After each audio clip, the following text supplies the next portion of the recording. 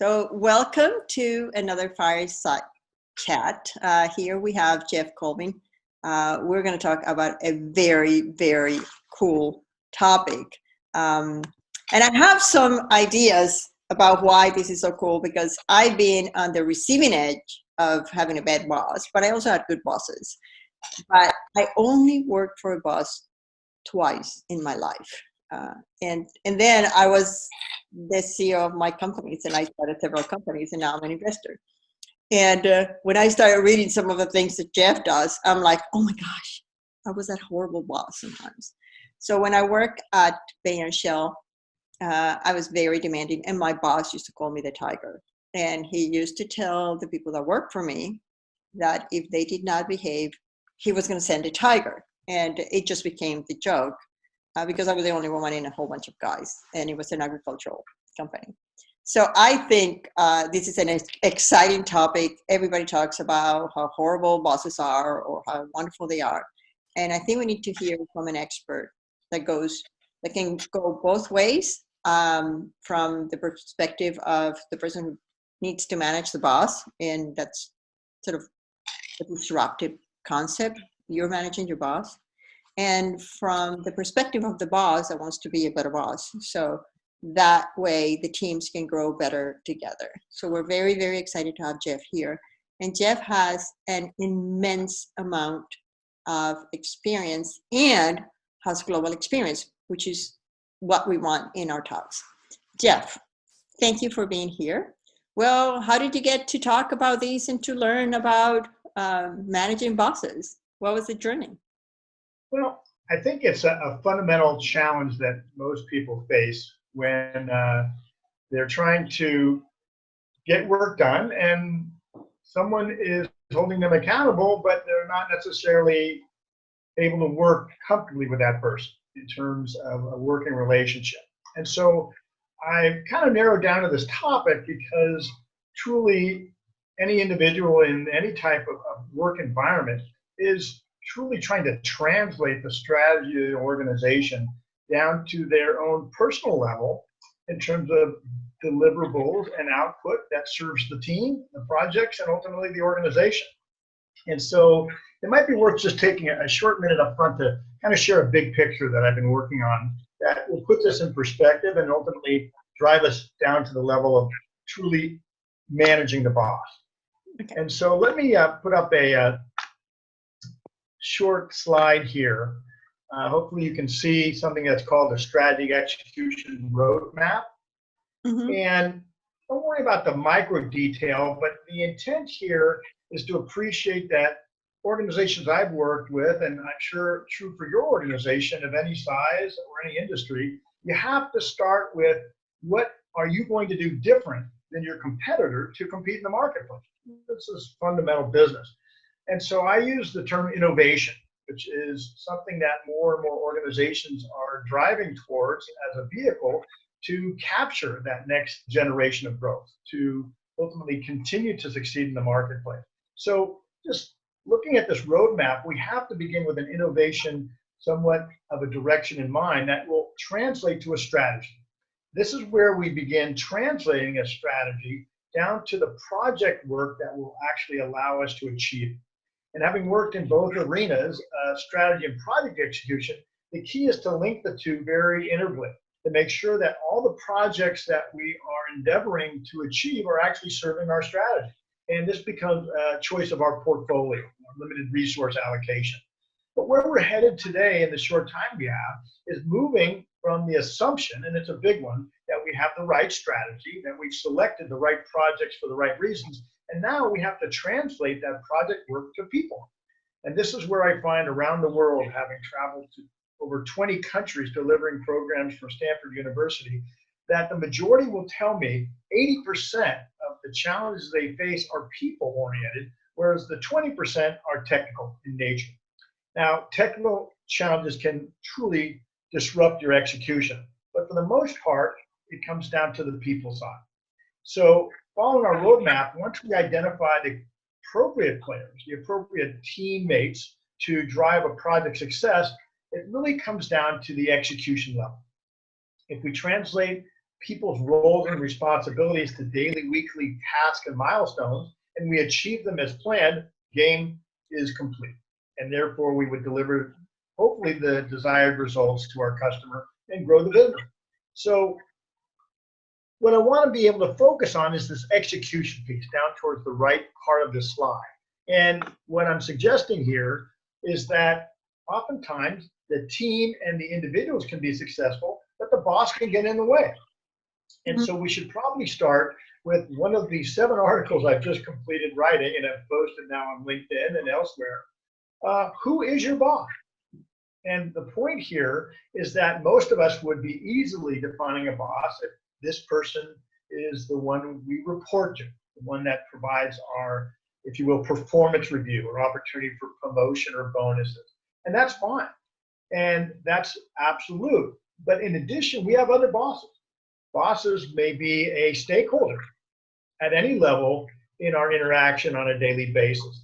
This might be an end customer, might be someone who's driving regulatory restrictions for our particular level of development or design. It might be something in terms of a particular quality control check that has to be managed and mentored. And so the stakeholder in a generic term becomes the boss that we have to manage. And what I'd like to be able to do is explore how do we actually identify the requirements from the boss so we can best manage them. If we make the general assumption that our boss's requirements have to really translate to our requirements, and we can show them on a short interval basis that we're meeting them, then potentially we're going to satisfy the boss's need.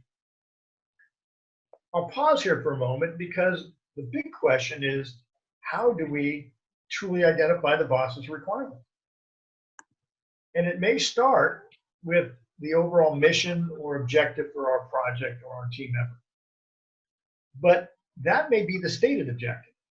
So one of the articles that I encourage you to take a look at is, how do you decipher and translate the overall high-level objective for a project to the more specific requirements that your boss really has? These might be the unstated needs, the particular underlying measures of success that your boss will actually use to evaluate your performance. And the simplest statement, and maybe it's too obvious, is the best way to determine what these requirements are is to ask. And how often do we take the time to say, I'd like to spend the time with you, boss, stakeholder, key player, whoever is evaluating my performance, and truly check and validate that not only we're clear on the mission and the directed output for the team, but what might be some underlying areas of interest. Let me give you some examples. Maybe this is a fairly new hired boss into the organization, and they're actually looking for a little bit more of a spotlight in terms of demonstrating their own performance. So how can we help them define a clearer level of visibility and promotability for themselves? How can we be a conduit to other senior executives in the organization that might provide some visibility or some additional level of, if you will, awareness for this particular boss's success? Their interest might be something much more around supporting the overall individual success of the employees in their organization.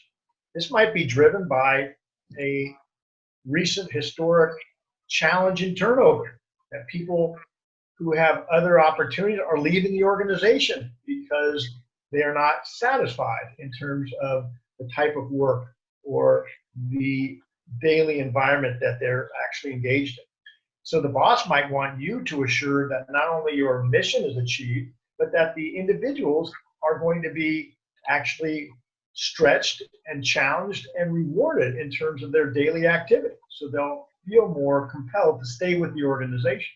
One mistake I think team leaders make, or anyone trying to manage a project, is they may only focus on the output for the project, but not overly concerned about whether the individuals on the team are successful as well. When you ask your boss or the leader for a time to talk about how you're going to measure the outcomes or how you're going to measure your progress, Do you set up an agenda? Do you tell them before? Do you just show up? Or and that is tied to another question that I have is because my boss used to tell me I had 10 minutes of his undivided attention. So that's what he said, if you want to tell me something, you can come into my office, you have 10 minutes, you have to get out. And sometimes I would go and talk, and he's like, okay, thank you, bye. He was German. But then the other question is, how do we keep an open mind? Because in my experience, when we go and talk to the boss, people already have an idea in their mind, and they just want to confirm something. And that's really hard to break.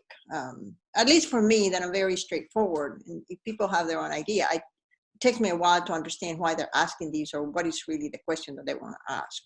So those two questions: do we have to have an agenda before?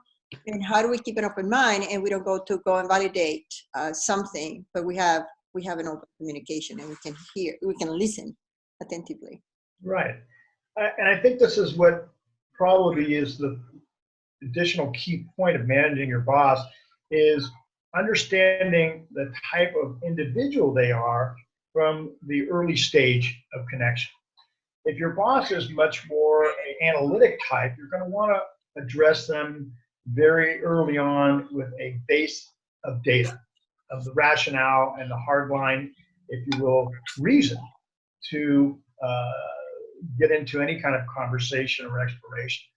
If they're much more all about just the results and truly challenged for time, then you're going to have to be much more concise and potentially start with the end in mind. So let me give you just a personal side story on this that I think will help anyone potentially. Many people wait for official status meetings with their boss. In fact, sometimes those are canceled because the boss gets too busy. Mm-hmm. So I find that you have to be really tenacious and persistent in creating short interval value offerings to your boss. I would drop by and say, hey, you got a minute? 1 or 2 minutes that I had available, I would open up with something that was very intriguing, very key to their personal interests and desires, and hopefully use that as a vehicle to earn just another few minutes. And the intent then would be to drive a short agenda, 5-10 minutes maximum, where you could at least initiate a conversation to the measure of success being that they want more time. A short actual story, I had a very difficult senior vice president who continued, even though he was a client of mine as a consultant that I was, unable to give me the time of day because he was so busy. And so I asked the executive admin when might be the best time to try to sneak in 5 or 10 minutes with this gentleman.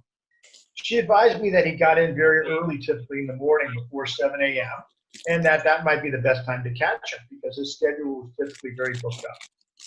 The reason I'm telling you this story is I just wanted this short interval checkpoints and I wasn't getting it by trying to drop in. So I do not like to get up early in the morning, but in this case, I made it a very important intent to get there 6:30, 6:45 in the morning, be waiting in front of his office before he arrived, and then simply ask the question, hey, would you mind if I spent a few minutes before you got started today to do a quick update? The very first time I did this, the answer was no. He was actually scrambling to prepare for a very important meeting and did not have the 10 minutes to allocate for me even before 7 in the morning. Now, instead of getting distressed, which I was, I basically said, well, thanks, I'll try again tomorrow, which I did. And so the next morning I was there at 6:45 and asked the very same question. Do you have a few minutes? I just want to give you a short update. He said, come on in. So I said, I just need 10 minutes. And I purposely took off the watch I was wearing on my wrist and put it on the desk between he and I.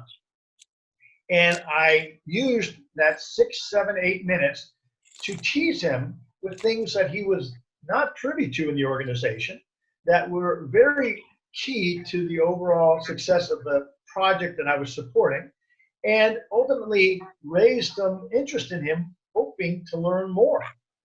At the end of that 9th and 10th minute, I purposely stopped, picked up my watch, and I said, thank you, I'd like to be able to do this on an occasion, maybe once or twice a week, if it's possible. The real test of this short interaction and the positive, if you will, summary of the story was what happened next. He didn't just say, sure, you can drop in. He actually said, hang on a minute, I want to spend some more time with you. And so in that first 10 minutes, which was mine, I earned another 10 or 15 of his. And I allowed us to go in a little bit more depth and detail, again, providing him with key values and insights of his people 2-3 levels down, key issues that he probably would not be aware of, and again, a reassurance with a validation that we were on track to ultimately achieving the end goals of the particular project. To answer your question, Alicia, you need to understand what are the hot buttons of your boss. You need to think and plan ahead what might be just a couple of minutes of intrigue or key values to offer as you can use as a door opener, and then be very crisp and concise in terms of driving a particular agenda, decision, or next step. And this is something I'll go into a little further when I talk about how to understand who your boss really is by using the word, what I call triangulate. I'll come back to that in a moment if there's another question or thought here. No, the other questions are more related to changes in technology and dispersed teams. What I like about what you said that I never thought about is let's win the time in the conversation in fractions, because sometimes people don't want to have crucial conversations, or they're just not prepared, or they need to do other things. They're not prepared to have half an hour. Like that had been my case in some opportunities, and I felt bad. But I said, you can talk to me. We had group meetings, but you can talk to me at this time of the day. Otherwise, you can't. But that meant that some of the people that work for me couldn't do their job for a couple of days, and I didn't want that. And again, people are potentially maybe anxious or even avoiding a confrontation or pushing a line here that they're not comfortable with. And so I want to capitalize on this single term I brought up, which is, again, one of the short articles I just written, called triangulation. The simple way of, if you will, interpreting this is that if you can't, at the surface, know the person you're trying to deal with, there are certainly other people in the organization you can tap into that do know how to interact with that person. And so whether you're new to the organization or you have no history with this person, if you can find out who are the 2 or 3 or even 4 that are already well connected and embraced by this person in their network, these are the ones I would encourage you to seek out in the term I call triangulation. And the intent then is to ask them very directly, would they be willing to spend a few minutes with you to learn how to deal more effectively with person X? And be willing to share your concerns that you've been blown off 2 or 3 times from your status meeting, that they usually cut you short and don't allow you to share your opinions or insights. And again, if it's done in a constructive manner, this should not be subversive, this should be even open forum. Your intent remains, how do you identify, clarify, and ultimately build a set of themes, approaches, and even, if you will, specific agendas on how to best deal with this problem? And you might even open your next conversation with them. I met with a few of the folks that you've been working with for years to see if I can actually get a better use of your time and make sure our working relationship expands. And I want you to be, again, open and honest with your boss about your intention. Maybe tell them your objective up front, that in the short 10 minutes, you'd like to build a better working relationship with them to assure they're successful, because that's your job. What boss is going to turn away from you and say, well, I don't want to hear how you're going to make me successful. I don't have time for that. So picking and choosing how you might engage, practicing this and even rehearsing it with some confidants and others who know the boss or even who know you, and most importantly, trying it out, which is not a guarantee, but at least an opportunity to move forward and then hopefully build the next step for that relationship. Well, then I have another question about that, but I want to make sure that we answer the question from the audience. So let me just read that here. How do you figure out what is of interest before you got to the meeting? I mean, one of the things that you mentioned was talking to your colleagues, but what are the ways you can figure that out? Well, I think there at least should be in any organization an established level of strategy and, if you will, a clear level of maybe requirements translation, as we call them often, the key performance indicators that we can use as a starting point to truly set up the dashboards and the vehicles to track and manage our performance. And so most bosses want to have a clear and crisp opportunity to, on a short interval basis, assure you're successful, which of course avoids something that most bosses don't want, which is surprises.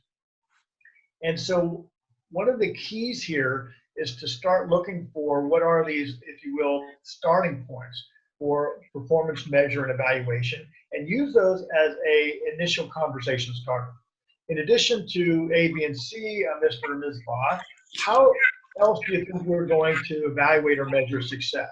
Would you consider this particular area, or is this more important? Mm-hmm. Having talked to, again, others in their network and triangulated, as I use the term, you probably have better clues to that. What's really a hot button? Is it really a customer satisfaction? Is it a net promoter score? Is it the level of media coverage that they're getting? But this takes research.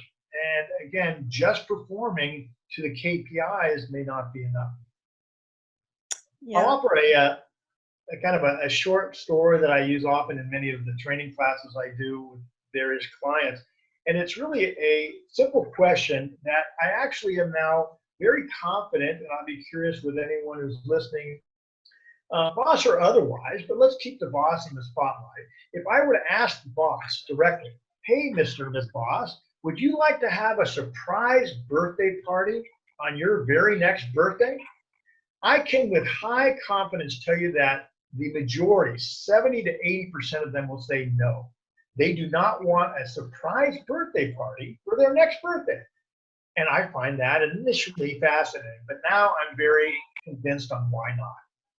Most bosses, and I have to put myself in that position as well, don't want surprises, period. If it's a surprise birthday, it's got great intention and it's positive. But let's give a little bit of a realism to this. Whoever put on this surprise party had good intention, maybe with a significant other or a spouse or otherwise, or even a family member. But the point is, it didn't go as well as it might have. Why did they have this birthday party on a Friday night with all the commuter traffic and the challenges? And why this particular restaurant, where frankly, the chicken really wasn't very tasty at the prices we paid? And in fact, the two people over here they invited, I don't like them, and I didn't want them at my party. And so my point is, had I been involved, I could have acted surprised. I would have enjoyed the event tremendously, and I would have had a little bit more involvement in avoiding any of the negative possible side effects of the surprise. So it's a fun short story, but bringing it back to context here, hello, Mr. and Ms. Boss, as I continue to use the phrase, I'm going to work with you to avoid any future surprises. And I'd like to know how best to do that. Would you mind spending a few minutes so we can assure that you are going to achieve the level of success through my action? Now, I know that sounds so basic, but I don't think many people take the time and effort to do that. Yeah, I think you're right. Even if you have like, I remember when I was having my one of my businesses. Let me just move that. I was having some of my businesses. We had meetings every week. We had actually the best way that it run was when we had a meeting Monday to say what we were going to do on the weekend at the start of the weekend, and then we had a meeting on Friday to say what we did. And even though we closed the week and we opened the weeks with meetings, it sort of worked that people went away for the weekend and they thought a little bit about that. And it was like an hour, and it was very convivial. And I always thought that resolved some surprises, but sometimes it didn't. And as you mentioned, I did not like surprises because it did not allow me to plan my resources. I wanted to know what was happening. But then one thing that I think when you say that you go and you ask your boss, there is an interpretation that if you're a woman and you're asking your boss, hey, how can we do this? They're going to mansplain it to you if your boss is a man. If the boss is a woman, they're going to think you're incompetent instead of your interest. And if you're a guy, they're going to think you're very interested. So do you see that? Is that a real issue, or do you think it's just something that is made up by research? Well, again, real is relative. And so what I'd like to suggest is that each situation is unique. In fact, I often say that you may have success with one particular type of boss, male or female, or from a different culture or different background, and you may feel like you've established the type of protocol and process to use in all future engagement. Well, that's really dangerous because boss A may be very different from boss B. And typically, I don't tend to look at whether they look like me, male or female, or sound like me in terms of their actions. I try to approach them at the human level. And so without going off into the depth and tangent of the simple type of personality profiling that you might find in, say, Myers-Briggs, I often use a simple breakdown of 4 different types of people. And granted, there are often overlaps, but if you start with a basis of, are they really, again, much more around the data and the analysis, the level of detail? Are they much more around the results and getting it done and making sure you're on track? Are they more around the overarching, if you will, social engagement, that the team is engaged and that this is crossing a number of connections of different channels and that all stakeholders are involved? Or the fourth approach would be to more what we call the relator type, really wanting to get into a one-to-one with you and understand what are your hot buttons and how you can serve theirs as well, and truly trying to understand you at the more human being level. And so once we start to decipher which is the appropriate style, then we might want to try to use that more effectively and even test openly. Is that serving their need? But the challenge here is boss A might be even different than he or she on Monday versus Tuesday, depending on what happens in their real life, which might be something in the work environment or even a home challenge. But we have to be very careful that we create such a restrictive paradigm that we always treat the bosses. But it's a good starting point. And I think, again, through triangulation and other approaches, we can learn how do we start, if you will, maneuvering our approach to ultimately make the best connection. The other thing I want to mention here, I think will play into this, is whether the boss is a micro manager, as we often use the term, or very interested in short interval details and follow-up, or they're just once a week want to stay on track. I like to suggest that we are, again, not just counting on the formal dashboard that we send through an email or the official status meetings that we have every week or 2 weeks, but we do what I have now called touring. And I won't go into great detail, but I want to tell you where this comes from, at least in my short history. Many of you are familiar with an acronym that I'll explain in a moment, MBWA. And if you think back or you haven't heard it, MBWA stands for Management by Walking Around. And this actually was coined by Dave Packard and Bill Hewlett in HP days, when the company grew so quickly that they lost touch of what was really going on in the organization, the front lines and the test suites and the engineers. And they actually left their offices and went down to talk to people, management by often wandering around, as they might call it. Now, I like this approach, and I'd like to think that the boss is doing this. But what if they're not? We want to reverse this, and we need to wander around or walk around, and we need to actually get to them. And this goes back to what I was talking about earlier with the God a minute, because they do have a minute or 3 or 5. They may not have 20 or 30, but if it's a short interval value translation of information or insight, I think they'll welcome that. So my number one rule around MBWA, or frankly, what I call just good networking, whether it's with your boss or anyone else, is simply give value before you get value. And I'll repeat, give value before you get value. So when you're seeing your boss and you're taking that 1 or 2 minutes, here's something that's valuable to them. And let's be clear, it may not even be work related. If they happen to be an avid golfer and you happen to learn of a particular opportunity for them to take up a golf experience in the island of Hawaii, where they happen to be traveling on vacation in the next month, and they were unaware of this, and it was simply a tip that you gave them, when they return and had a wonderful experience, you've earned tremendous points of value by giving them something, because they're a human being outside of just that role of boss. And again, this has to be managed very carefully. But let me continue back with this touring concept.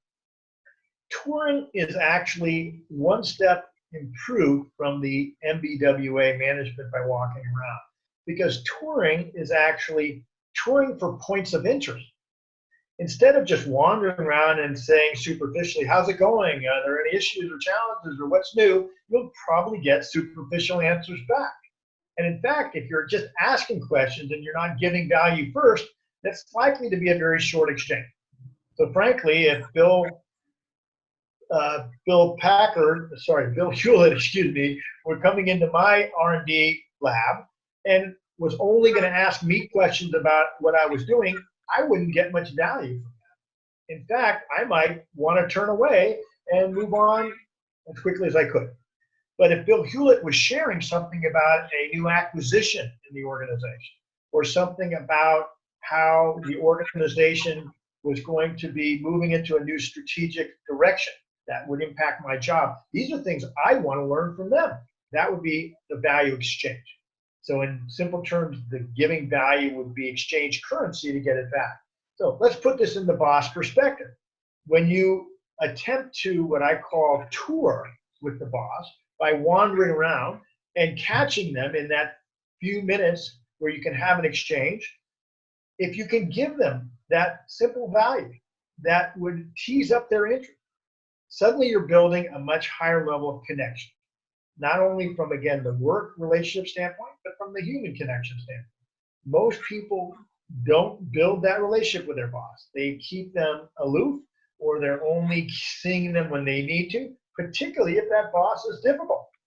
This is not an easy challenge to overcome, but it's the diligence and tenacity you take to, again, tour with them, give the value, open up the conversation, and get out.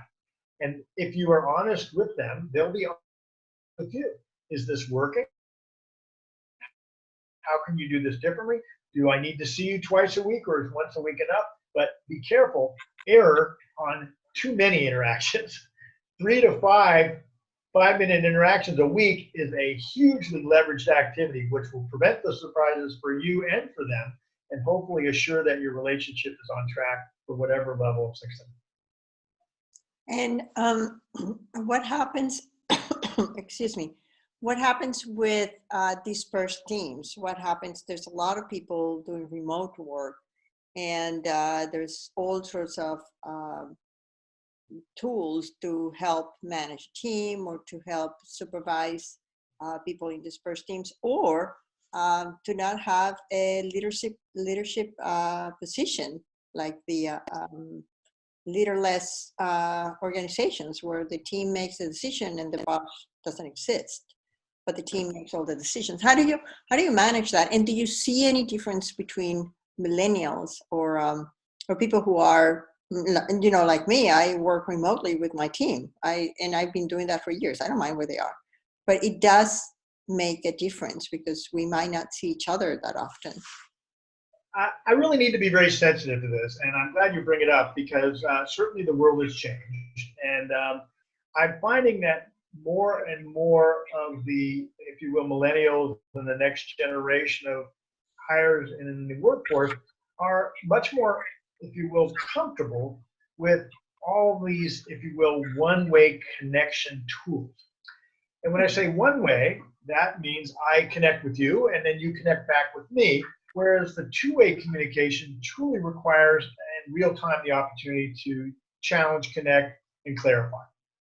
So two-way communication is a telephone, or frankly face-to-face, which gives us even more information. And so what I find is that it seems to be a easier route to avoid conflict and confrontation, to actually maybe skim past a frustration or a concern and simply, again, use Slack or an email or some kind of a particular message that you might text. And unfortunately, I think we lose a lot of the opportunity to, again, engage, clarify, and truly interpret what might be behind a particular challenge or issue. So what I'm encouraging people to do is use those tools. They're excellent tools, the one-way communication tools, but use them as more matter-of-fact levels of information sharing. Decisions that now are documented, maybe even key questions that need to be explored that will be reviewed later, or even just a summary of a conversation.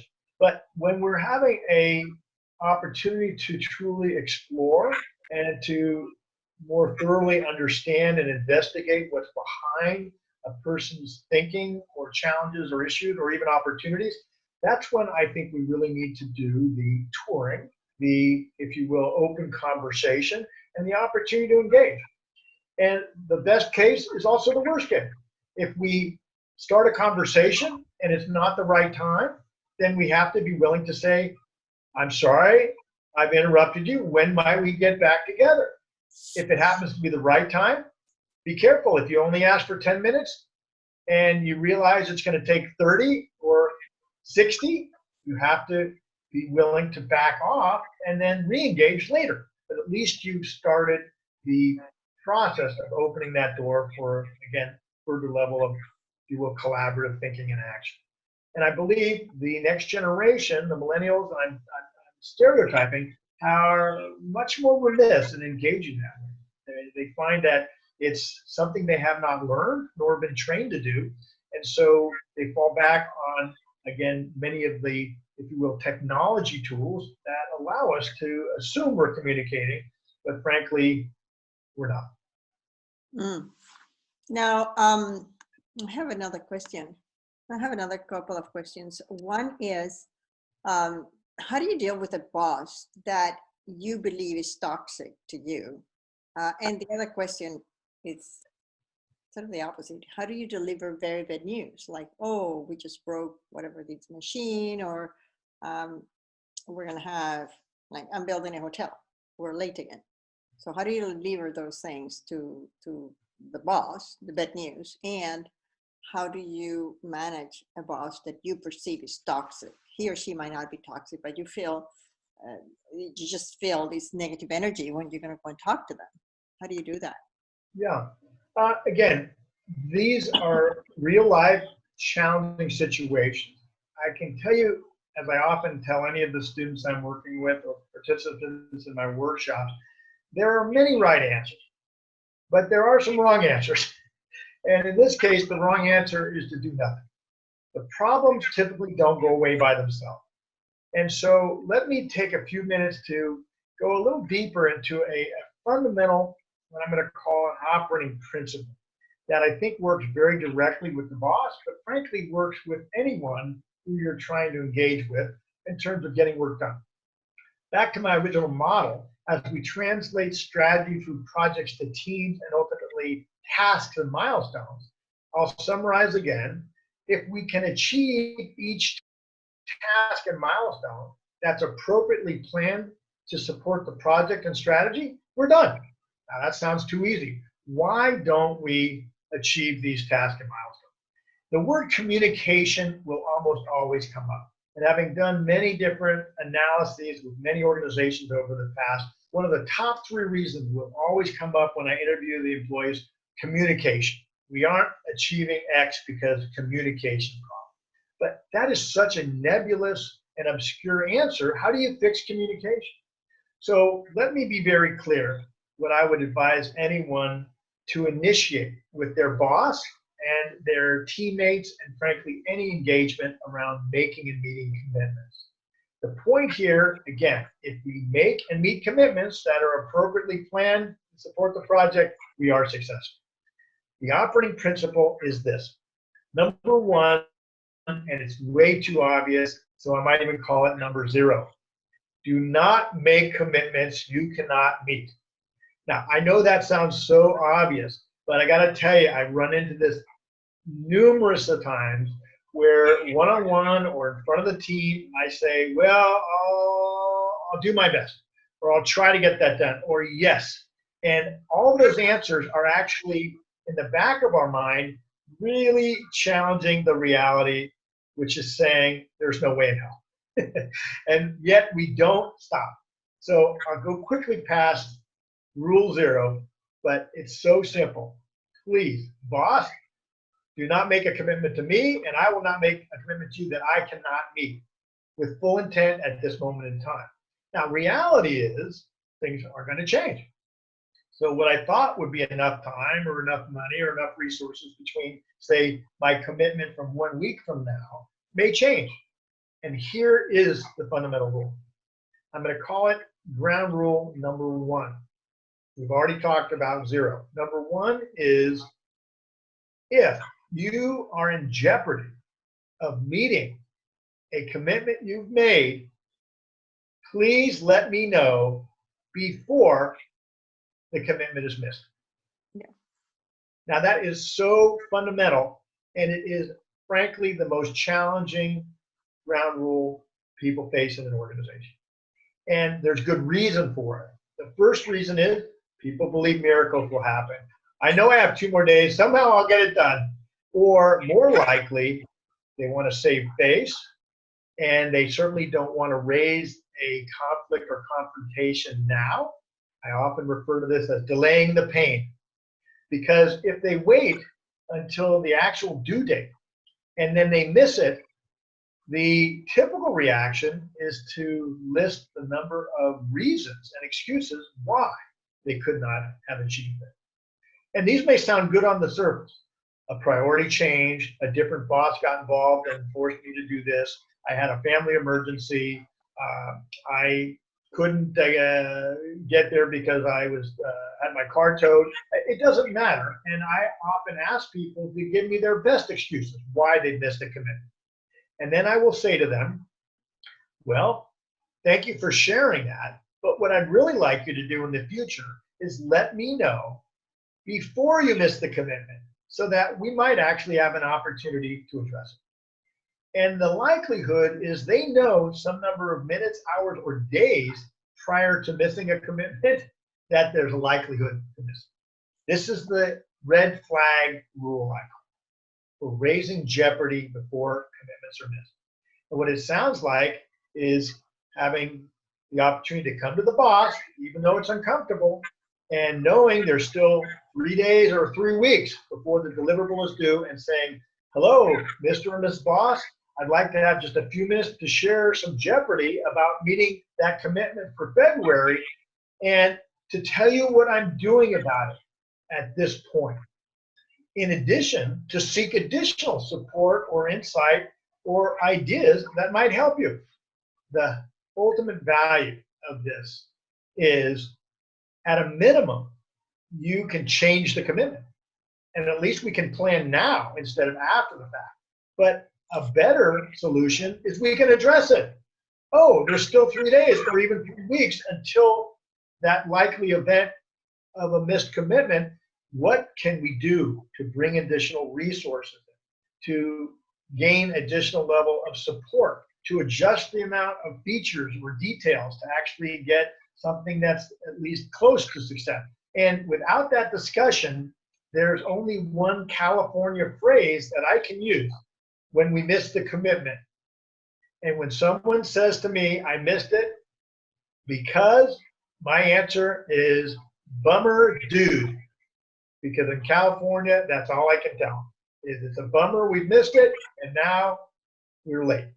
And it's a much more challenging moment to recover when the entire team has been depending on you to actually achieve that deliverable, and now you have to go back and replan it. So to tie it up to your question, Alicia, you need to let the boss know at the earliest convenience of jeopardy, and you need to do it in a constructive manner. And if your boss smacks you down and treats you very unfairly when you do that, you have to train them to say thank you for bringing this jeopardy to my attention. Because the more they attack you with early warnings, the more likely it is to not bring those warnings to their attention. You'll beg for forgiveness, you'll pray for miracles, you'll give the excuses, and that's a lose-lose for everyone. So train them to appreciate your early warnings as long as you're doing the diligence to address it in every way possible. And that's their job, to help you be successful as well as yours is. I think this is really interesting and important, especially for startups and the relationships that they have with investors. Because we all know, the values in the execution, and if you started something and you're trying to create a model or a process and you're trying to work with a team, your projections are going to be wrong. It's going to take longer and it's going to cost double.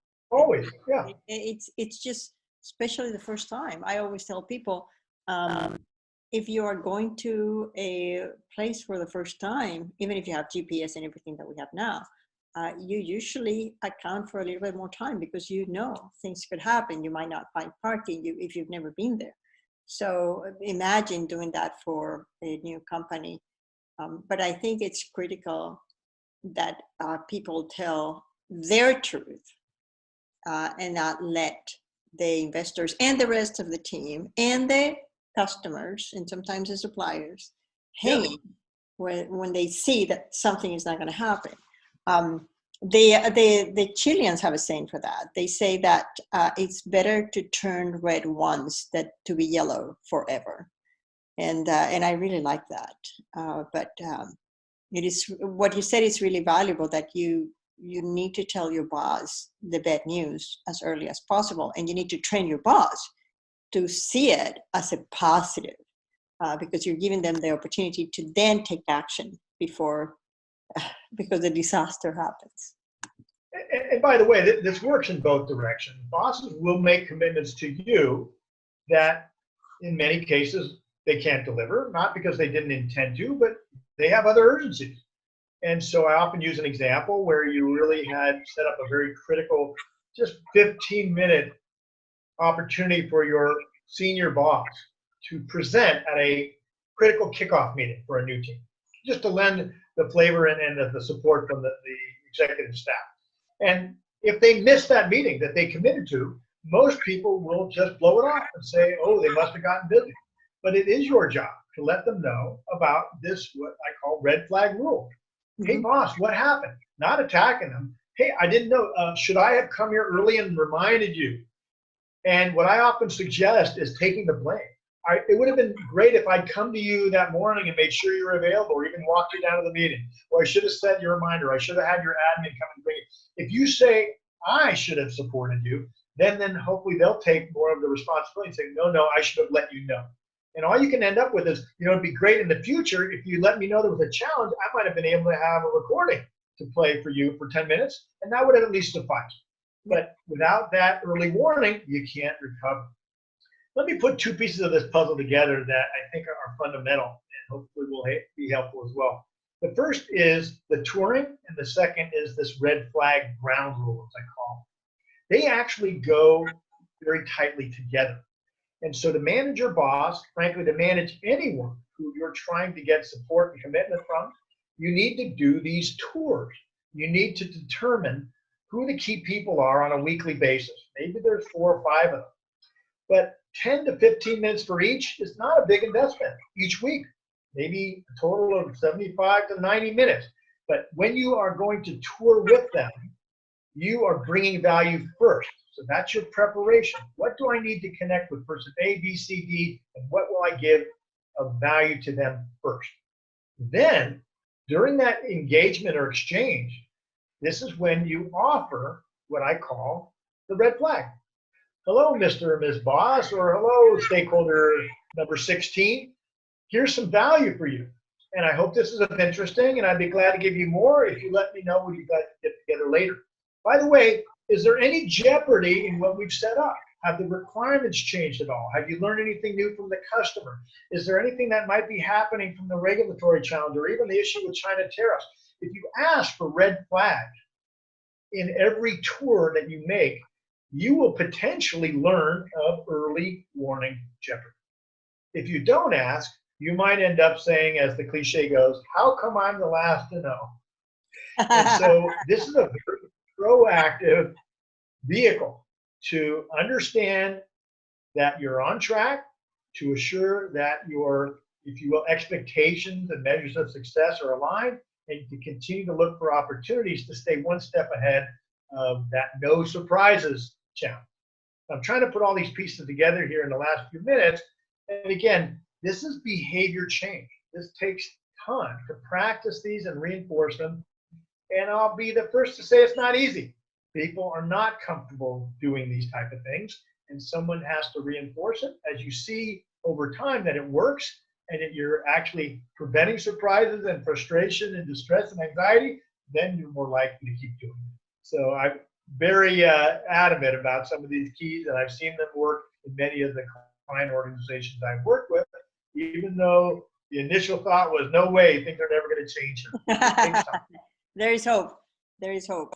And you know, we learn from better practices. I want to open the question sometimes for questions. I think I covered the questions that we got through our emails. Oh, there was one more. Do you see any difference in cultures? And what can we learn from different cultures in the U.S.? You know, I have to be, again, careful, and I appreciate the question and the caution. I am U.S. born. I'm actually fourth generation born in the San Francisco Bay Area. And so I have a very biased U.S. culture. And what we want to be able to do is go back to the fundamentals that I was suggesting. Understand the person who happens to have the title of boss. And again, they may be different from other bosses. They may be different from themselves on the day of the week. But if you approach them in terms of their measures of success and are able to translate those to appropriate actions and then short interval reinforce, validate, and continue, I think that's going to be really hard to argue.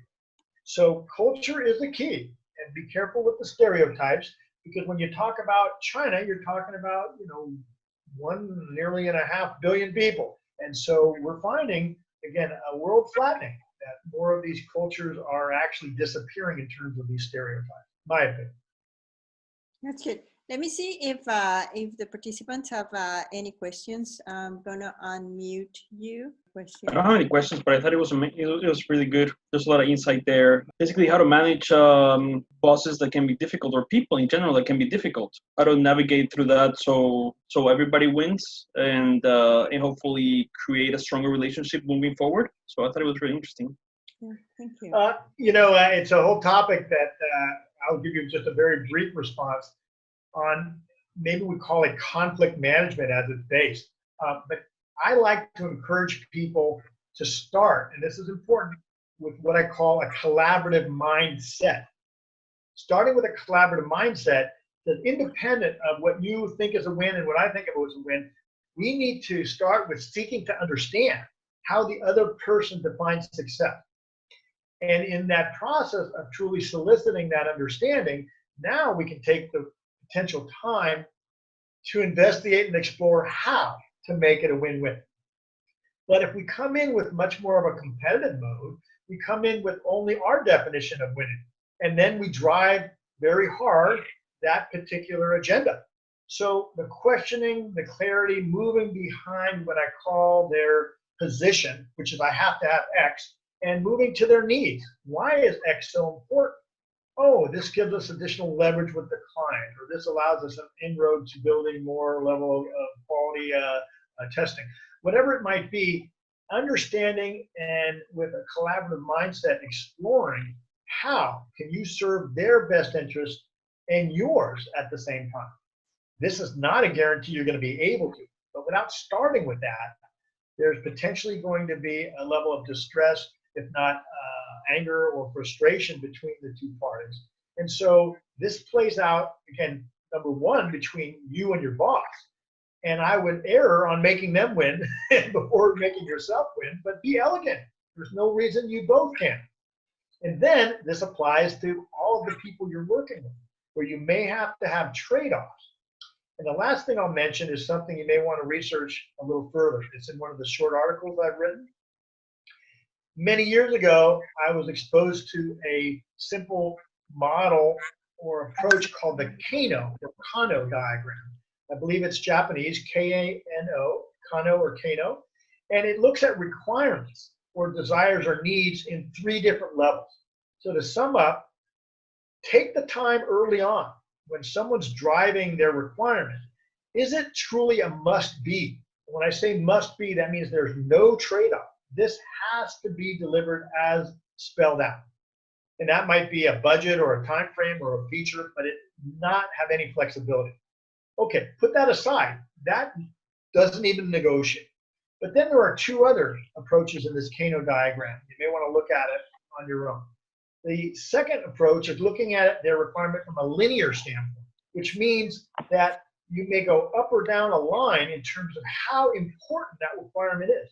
They might say you cannot exceed a $10 million budget, but that may not be a must-be. That may be a linear, that if you actually spent 11 million, that would be okay as long as you met every feature. Or if it was 12 million, it would be okay as long as you weren't delayed on the date of delivery.